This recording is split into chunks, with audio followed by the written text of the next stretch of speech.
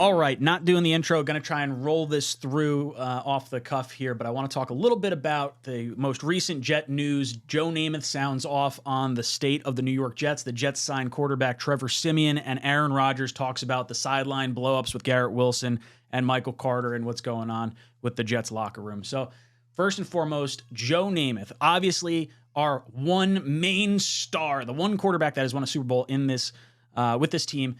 There's a lot of weight that gets carried with him, and he's always super positive. You look at like the worst years of the Jets, and he's sticking with them. He's sticking with them. And now, like, to hear him sound off that way, this isn't like just someone you kind of push off to the side. Like Namath going off on the Jets organization and a young quarterback like that, it's just brutal to see because he's a fan like us at this point. Like, of course, he knows more football than the vast majority of people because he's been in it, but like, it's just frustrating, and he's embodying everything that the fan base is really frustrated about. You go from sky high expectations coming into the season, Hard Knocks and Super Bowl, Aaron Rodgers, here we go. We're excited and whatnot. Not to mention Aaron Rodgers is watching Taylor Swift and the confetti's coming down, and the Jets have won the Super Bowl, and now Taylor Swift is coming to the friggin' Sunday Night Football, and the Chiefs are coming to town. We don't have Aaron Rodgers. We're gonna have to see a friggin' clip.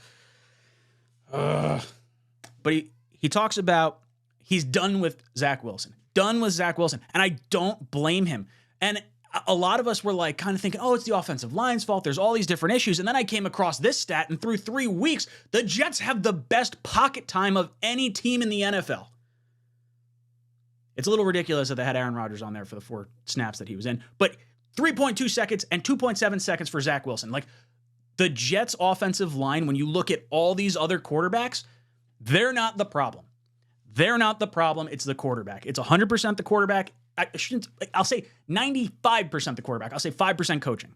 Maybe you want to even include more on the coaching, but this is like ridiculous that you have this kind of level of time and you're just having a quarterback that can't seem to find open wide receivers, or you can't find, he's checking down on 4th and 10 or 4th and 12 or whatever the heck it was this past week. It's just incredibly frustrating. And for Robert Saleh to kind of give the company line like, oh, we back Zach, there's harmony in the locker room, when there's clearly not. There's words being said on the sideline, guys throwing hands up like this. Like, you can tell there's frustration. Garrett Wilson, Breece Hall, Sauce, all these dudes are wasting prime years of their career on the New York Jets when we can't even field a competent quarterback. And that's not a diss towards Zach at all. Like, it really is not. Like, I think Zach is trying hard. I think he's a good kid. He just doesn't have it. And at this point, it's not his fault that he's playing. It's literally the coaching at this point. You have to bring in someone else. And that's where you kind of get this new news. Today, the Jets bring in Trevor Siemian. And I'm not going to lie, when I see it come across my phone, I'm like, well, what the hell? Like, Super Bowl or bust. And we're like, okay, we might see Zach Wilson the rest of the season. Oh, here comes a savior of a quarterback, Trevor Siemian. Just gets me all sorts of mad.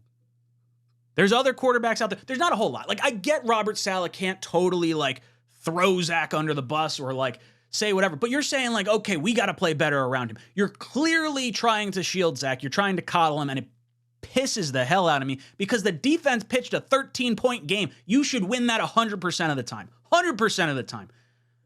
So you bring in Trevor Siemian. I'm like, all right, well, what are his stats? So I take a look at this. He's 32 years old, hasn't won a game since 2017. That's the fucking quarterback I want to have right now, right? Like, gets me a little frustrated. Career win percentage, 13 wins, 17 losses. Now, I took his career stats, I averaged them together, and I made it so that way it was like a 17-game schedule, so you can kind of get a feel for what Trevor Siemian could do over a 17-game schedule. So you're looking at about a 60% completion percentage, just under 4,000 yards, which is like that yardage mark would actually, I think that's number 2 in all-time Jets history behind Joe Namath. Joe Namath broke 4,000 yards. Fitzpatrick was close. He was somewhere right there, so it might be number 3. 24 touchdowns, 16 interceptions. I look at that stat line and I say, I'll take it. I'll take it. After watching this quarterback play the last 3 years, I will take Trevor Siemian and I will be happy. I will be happy. It's not the quarterback I wanted, but you know what? Maybe we get to see something out of this. Now, Trevor Siemian, I don't expect him to start versus the Chiefs this week. I do expect Zach Wilson to start. I think there is a really good chance this game gets really ugly by halftime, and then Siemian's in, and then I think that's it. I think Siemian's the starter, at least up until the bye week. Then maybe if you're, lucky and you're sitting I don't know if 2-4 does it. If you could somehow figure out a way to get to 3-3, maybe you make a bigger move for someone like a Kirk Cousins or something along those lines. But either way, like, I think Siemian's going to wind up starting. He is going to be the best quarterback on this roster. Tim Boyle's not the best quarterback. He's going to go back down to the practice squad. It's going to be Zach as the backup for Trevor Siemian, I think, is what's ultimately going to happen. I think Jet fans probably feel like that makes the most damn sense. And I'm trying to think, like, okay, well, what does Trevor Siemian bring to the table other than, like, the stats that I just threw up on the screen? And, like, does it make any sense? And then I come across this from 2021 and 2022. So this does not include this current year. When the Jets do not have Zach Wilson at quarterback, they are literally the best fucking passing offense in the league over 2 years. 319 yards. That's 25 more yards than the friggin' Chiefs. You gotta be kidding me. And then with Zach Wilson, you're 165, 31st in the league? Like, is that, I mean, I guess silver lining, right? Like, you throw any quarterback out there, the Jets are going to do pretty well. We got a good defense. We got the weapons and everything like that. So, like, silver lining. Oh, man. I'm just frustrated. I'm really frustrated that, like, this is public knowledge. Like, Joe Douglas and Robert Saleh see this. They realized it. They went out and got Aaron Rodgers. And that was the right move to make. 100% the right move to make. And we just got screwed right at the beginning of the season. Right at the beginning of the season. You don't even get to see Rodgers make a completion in a New York Jets uniform right now. But this, I don't know if this is good or bad at this point. Like, I think I'm kind of happy because now I might see some fucking passing yards. I can't go through another 150-yard game, no touchdowns, no interceptions. Like, I'm done with that. I want to see some points. I cannot see another 10-point game. I cannot see another 10-point game. So you'll think about that and you say, okay, Trevor Siemian comes in. With that knowledge, at least, you might have a shot. I don't know. I'm really worried that this team is on the cusp of just imploding, and I can't do it. And then I'm sitting watching the Pat McAfee show, and Aaron Rodgers comes on, and he is the cooling, soothing presence that I wish we had in the locker room right now. Because I can withstand a little bit of losing as long as the locker room stays together. But you're clearly trotting out a subpar quarterback. And look, Rodgers isn't, he's not saying Zach's performing poorly. He did stick up for the defense. He said everything in the Pat McAfee interview that I wanted Robert Saleh to say. The defense held them to 13 points. We should have won that game. This is on the offense. That's what I wanted to hear. I don't want to hear, oh, we just got to play better around him. This isn't like the Baltimore Ravens in 2000 where you say, hey, other teams can't win if they can't score. Yeah, okay, I get that. But, like, you got to score some damn points, and you got to call a spade a spade. 52 other guys are held accountable. Zach Wilson was not.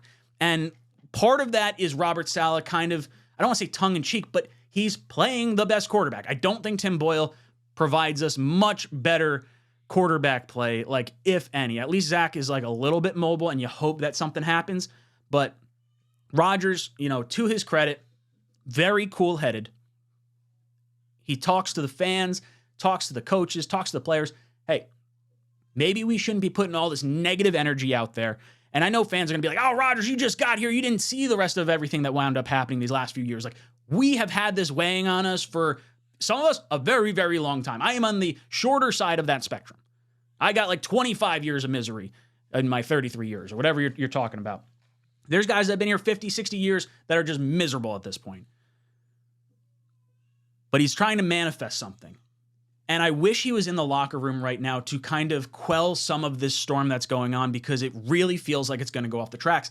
And when I'm sitting here right now, and my gut feeling is why the Jets didn't sign a quarterback after Rodgers went down, why Zach Wilson played as much as he did, why they are backing him as much as they are, I don't know. Like, it feels like Robert Saleh and Joe Douglas probably both were given votes of confidence from ownership. I think they were told, hey, no one's losing their job. You cannot lose your job when you bring in Aaron Rodgers and he's gone 4 plays into the game. So everyone's got to pass for this season. So they got nothing to worry about at this point. Or are they, like, tanking? Like, that's where I'm coming from. Like, you're clearly not putting out a better quarterback. There's got to be someone out there. Carson Wentz. We talked about Matt Ryan. The Kirk Cousins thing's still looming out there potentially. It's not like signing Trevor Siemian is going to prevent you from getting a better quarterback if you find yourself in a situation where you're not throwing away the season.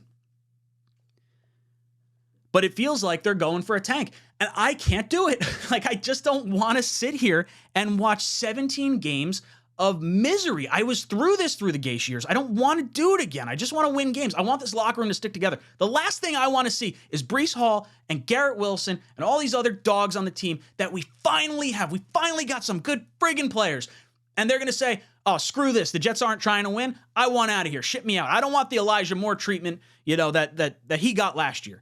I want this team to win as many games as possible. I want you to put us in the best position possible because that's your fucking job. And as a fan, I think it's fucking disrespectful that you're trotting Zach Wilson out there every friggin' week and trying to, spray perfume on a turd and make me, believe it's not shit or whatever. It's so stupid.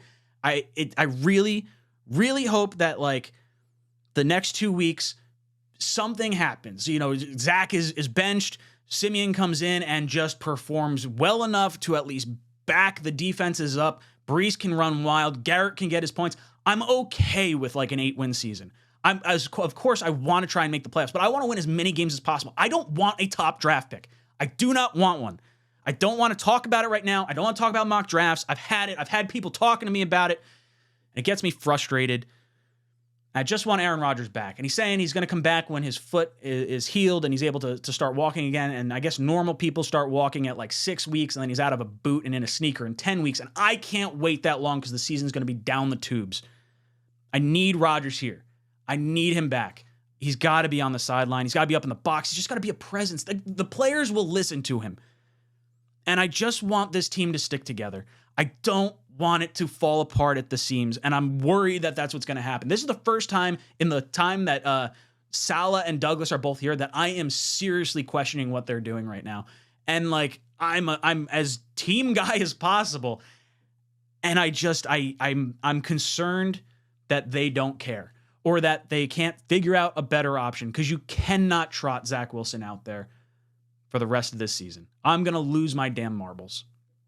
Guys, let me know your thoughts down below in the comments section. How do you feel about all the stuff that has transpired over the last 24, 48 hours? Let me know in the comments section down below. And as always, go Jets.